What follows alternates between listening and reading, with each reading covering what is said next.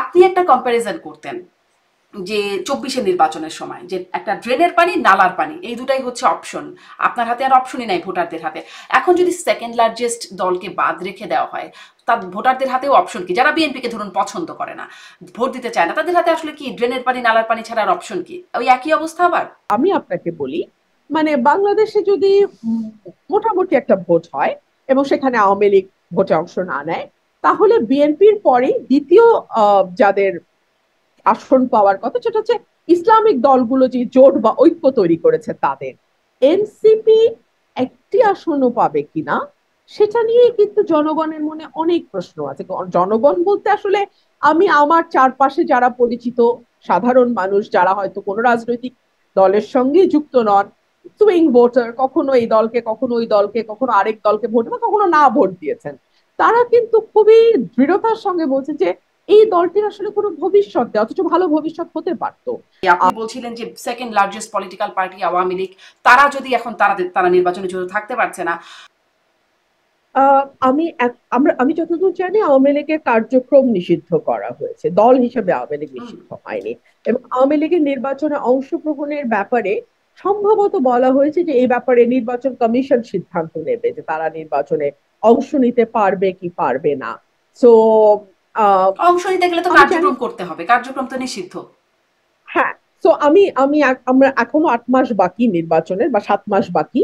তো 7 মাস এখন পর্যন্ত মনে হচ্ছে যে এটা হবে না, নির্বাচনে অংশ নিতে পারবে না। সুতরাং বাংলাদেশের মানুষের হাতে এখন মধ্যপন্থী থেকে শুরু করে এক্সট্রিম ডানপন্থী পর্যন্ত একটা অপশন আছে।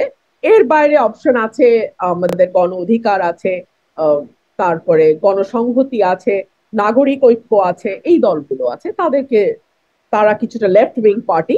সো তার সেটা অপশন আছে, বাসদ আছে, তারপরে আপনার প্রিন্স ভাইদের যে পার্টি, হুম, আমি সিপিবি। এই মুহূর্তে নামটা বলতে পারি, সিপিবি, সিপিবি। হ্যাঁ। সিপিবি আছে, সিপিবি বাসদ এরা আছে, এই লেফট উইংটা হুম। আছে।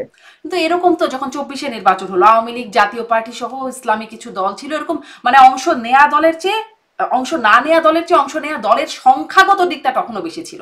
এখন গুরুত্বের দিক থেকে তারা আসলে কত বড় না ছোট সেটা তো তখন আলোচনা হয়েইছে। এখনো তো সেরকমই মনে হয়, অনেক দল আছে কিন্তু তাদের ভোটার কতটুকু? আপনি বলছিলেন সেকেন্ড লার্জেস্ট দল আওয়ামী লীগ, তাদের বা হ্যাঁ, দেখুন, তাদেরকে বাদ রেখে অপশন কোথায় জনগণের হাতে? আবারও কি 24-এর মতো? সেজন্যই কিন্তু বিএনপি শুরু থেকে বলে এসছে যে কাগজে কলমে কোনো দল নিষিদ্ধ করার পক্ষপাতী বিএনপি নয়। বিএনপি মনে করে মানুষই তাদের রায় দিয়ে দেবে। আপনি একটু চিন্তা করেন, ধরেন আওয়ামী লীগ নির্বাচন করতে পারছে, হ্যাঁ, আমরা একটা হুম। হাইপোথেটিক্যাল সিনারিও চিন্তা করি, আওয়ামী লীগ নির্বাচন করতে পারছে। আপনি কি সত্যি মনে করেন যে আওয়ামী লীগের এত অপকর্মের পরে তাদের ক্ষমা না চাওয়া, তাদের কোনো অনুশোচনা না থাকা, এই সকল কিছুর পরেও আওয়ামী লীগের কোনো নেতা দাঁড়িয়ে আবার ভোট চাইতে পারবে? বা তাদের কোনো নেতা সত্যি সত্যি নির্বাচনে দাঁড়িয়ে যাবার সেই সাহসটা দেখাবে? এই প্রশ্নটা আমি আপনার মাধ্যমে রাখলাম। আর দুই হচ্ছে, তাদের কোনো নেতা যদি সাহস করে নির্বাচনে দাঁড়ায় নৌকা প্রতীকে, তারা যদি নির্বাচনে করতে না পারে তাহলে কিন্তু তারা স্বতন্ত্র হিসেবে এখনো দাঁড়াতে পারে। আপনি বুঝতে পারছেন ব্যাপারটা? জি। যদি নৌকা মার্কা তারা সাহস করে নির্বাচন করতে পারে, তাহলে যদি দল কোনো কারণে নির্বাচন করতে না পারে বা দলকে নির্বাচন করতে দেয়া না হয়, তখন তারা স্বতন্ত্র প্রার্থী হিসেবে দাঁড়াবে যদি তাদের সেই সৎ সাহস থাকে। হুম। কিন্তু আমি তো দেখতে পাচ্ছি শারমিন, আওয়ামী লীগের নেতারা বিদেশে বসে বিদেশি চ্যানেলে টকশো করা ছাড়া দেশের মাটিতে বসে একজন সুশীল বুদ্ধিজীবী যে আওয়ামী লীগের লেজ ধরে গত 17 বছর আমাদের বিরুদ্ধে যাতা করেছে টকশোতে বসে, এই আপনার আপনার শোতে ঠিক না, মানে অনেক টেলিভিশনের টকশোতে আমরা দেখেছি যে একজন বিএনপি, একজন কড়া আওয়ামী লীগ পদধারী নেতা, সেই সঙ্গে একজন আওয়ামী লীগ বংশীবাদক থাকতো। তো সেই বংশীবাদকটি কোথায় এখন? মানে আমি গত 10 মাসে একজন বংশীবাদকেরও দেখা পেলাম হুম। না যে ব্যাকগ্রাউন্ড মিউজিকেও আওয়ামী লীগের পক্ষে দুটো কথা বলবে। এটা তো আসলে একটা দলের জন্য যেভাবে বিরাট স্বৈরাচারের দোষর ফেইলিয়ার, ট্যাগ ভাই। দিয়ে মবের মত শিকার হতে হচ্ছে, যদি কেউ চায়ও, ধরেন এখন হয়তো সে সে নিজের আখের গোছানোর জন্য চাইছেও না, সুবিধাবাদী গোষ্ঠী তারা হয়তো সুবিধা নেবার আবারও চেষ্টা করছে, যদি কেউ চায়ও, সেই সুযোগটা কি তাদের আছে বংশী বাজানোর? আপনি আমাকে একটা ভালো প্রশ্ন করেছেন, এই সুযোগে আমি আপনাকে একটা কথা বলি। বাংলাদেশে একটা সময় বিএনপির পক্ষে কথা বলার মতন কিন্তু পুলিশের মামলা, হামলা, গুম, মিথ্যা মামলা, কারাগারে নেয়া, কেউ কথা বলতে পারতো না। কিন্তু তারপরেও কিন্তু বিএনপি মানে একজন একজন না একজন প্রেজেন্ট থাকতো টক শোতে। হুম, ফর এক্সাম্পল, আমি 12 সাল থেকে লাগাতার বিএনপির পক্ষে বলে গেছি। আমরা দেখেছি পিয়াস করিম স্যার সেই সময় ভীষণ ভোকাল ছিলেন। হুম, আই এম টকিং অ্যাবাউট 2010, 11, 12 হুম, এর কথা, হ্যাঁ। আমি সেই সময় আমার আরো কিছু সহকর্মীর কথা বলতে পারি যারা কিন্তু লাগাতার কথা বলে গেছে। কিন্তু আওয়ামী লীগে আমরা তো দলে থেকে দল করে, আমার নামে তো হত্যা মামলাও আছে, কিন্তু কথা তো বন্ধ হয় নাই। কিন্তু এখন কেন আমরা একজন মানে বংশীবাদক আওয়ামী লীগের পাই না? এটা কিন্তু ফুড ফর থট, এটাকে আপনি উড়িয়ে দিলে হবে না। আপনি এটা কি মনে ভাবার করেন বিষয় আসলে আছে। কেন পান না? মানে আওয়ামী লীগের লোকজন বিদেশি চ্যানেলে আপনি বলছিলেন তারা সেখানে যদি কথা বলতে চায় এবং কথা বলতে আগ্রহী হয়, দেশি চ্যানেলে তারা যায় না নাকি সুযোগ পায় না? তাদেরকে ডাকে না, তাদেরকে ডাকতে বাধা দেওয়া হয়? আমি আমি আমি আমি কিন্তু ব্যক্তিগতভাবে চ্যানেলগুলোর সাথে কথা বলেছি। চ্যানেলগুলো কিন্তু অ্যাপ্রোচ করে না, তাদেরকে, অ্যাপ্রোচ বাট করলে তারা তারা আসতে অ্যাপ্রোচ রাজি করলে না। কথা বলবেন না কেন? বরং তারা বিবিসিতে কথা বলছেন, বিভিন্ন জায়গায় কথা তো বলছেনই, এমন তো না যে কথা বলতে চান না। কেন বলছেন না আমার ধারণা, তারা খুব ভালো করে জানেন দেশের মাটিতে যারা আছেন তাদেরকে তো চ্যানেলে গিয়ে কথা বলতে হবে আসলে, তাই না? না, ও তো জুমে তারা খুব কানেক্টেড হতে ভালো পারেন। করে, আপনি যেভাবে হচ্ছেন আমার সাথে।